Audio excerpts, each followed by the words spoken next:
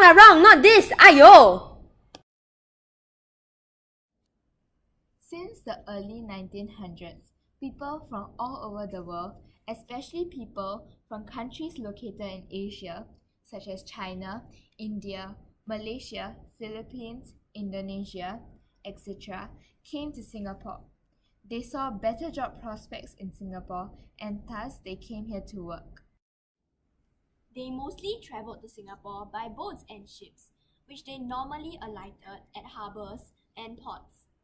The boat journeys to Singapore could even take up to a couple of months, but for the sake of themselves and their families, they endured the hardships of the long journey, for example, seasickness and homesickness.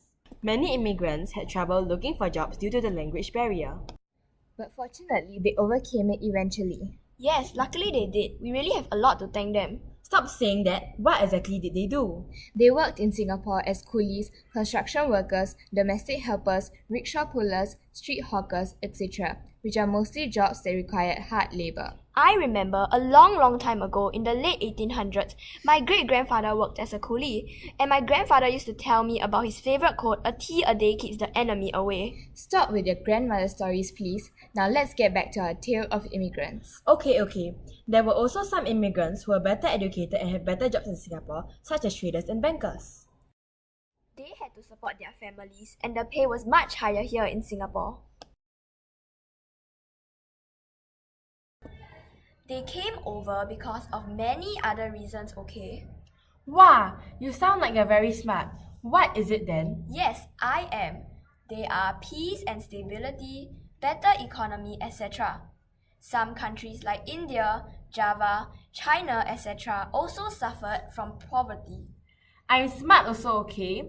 I know because countries like China was overpopulated.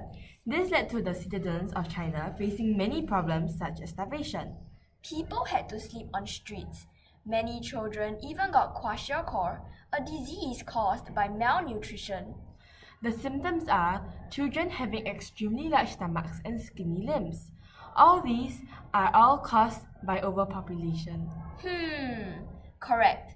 Fine, I agree that you are smart. Thank you.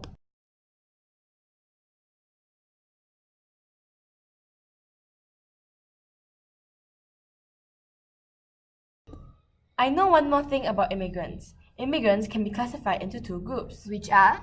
people staying in Singapore temporarily and people staying permanently. That's not all. Yes, what else? As of June 2014, the population of Singapore stands at 5.47 million, Don't forget the troubles that they face too. such as racial riots, right? Yes, racial riots often occur due to two or more different races arguing over matters. What are some major riots? There was one major one on the 21st of July 1964. Over 20,000 Malays and Muslims had gathered at the Padang for a celebration. That is a rough summary of what happened. There is another trouble, which is insufficient housing. People had to crowd in houses, sometimes even 7 to one tiny room. Some had to sleep on streets under the blocks. I definitely cannot do that. I need a room to myself. Isn't that why it's called a room? Singular, you get it? I wonder how those immigrants managed to squeeze in one room together. But luckily, these disasters soon ended by the 1980s. Phew, if not, we might still be facing more troubles. One last point. As a British trading colony established in the 1819, most of the city's population growth until the World War II was mainly due to migration. If I were from another country, I would definitely come to Singapore. Stop daydreaming.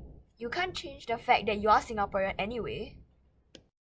So, I think that we should stop believing that our differences make us superior or inferior to one another. So everyone should be treated equally in the society, Regardless of your background or status. This is proudly brought to you by Group8! Thank you! Wow!